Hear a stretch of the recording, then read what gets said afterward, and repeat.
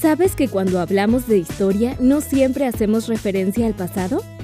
Sigue mirando.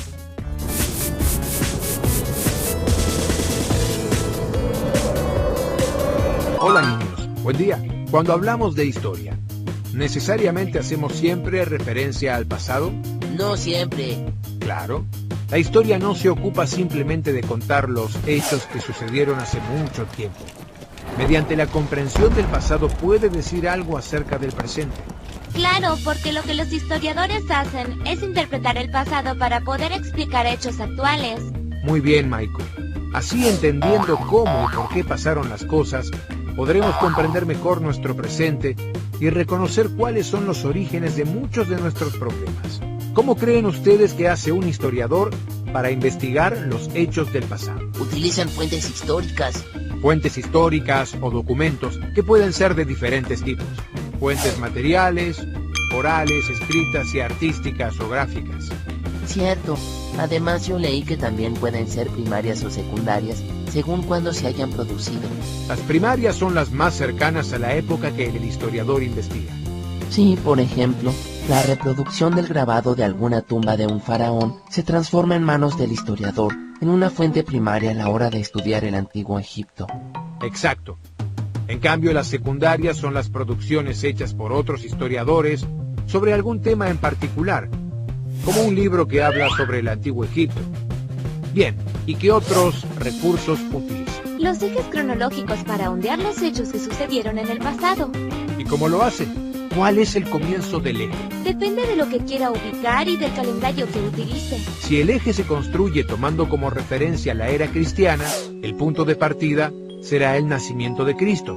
A la derecha del año 1, nacimiento de Cristo, los sucesos se contarán con números positivos y a la izquierda con números negativos.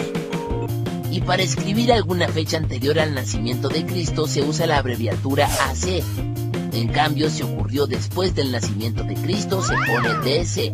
También, los historiadores se pusieron de acuerdo y dividieron el pasado en edades históricas para ordenarlo y estudiarlo con mayor facilidad. Yo escuché hablar de la prehistoria, ¿puede ser? Sí, Nati, pero esa forma de referirse al período ya casi no es utilizada por los historiadores. Antes se decía que la historia comenzaba con el origen de la escritura. Entonces, las sociedades que no conocían la escritura no eran consideradas parte de la historia. Hoy se valora también a las sociedades ágrafas, es decir, a las que no tenían escritura, ya que produjeron otras formas de comunicación.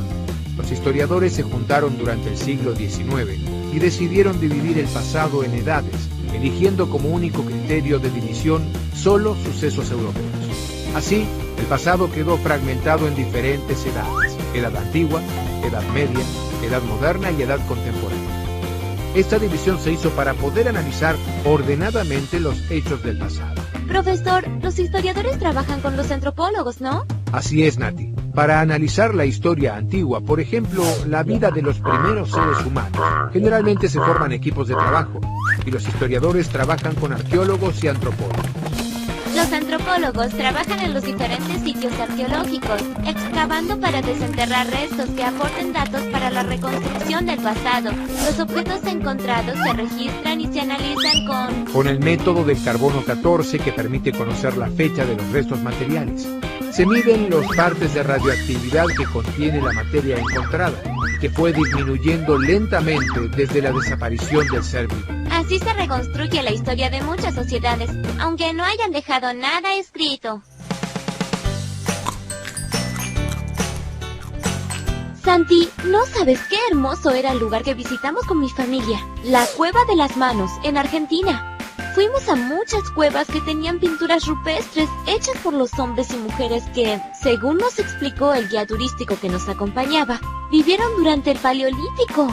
Ahora puedo entender más acerca de la vida de los primeros seres humanos hace millones de años. Es que pensar en cómo vivían quienes pintaron esas cuevas es fabuloso. Los primeros seres humanos tuvieron que sortear muchos problemas para vivir. ¡Qué interesante!, ¿no? Suscríbete y danos un like. Todas las semanas verás nuevos videos. Y contéstanos, ¿qué es lo que más te gusta de la historia? ¡Hasta luego!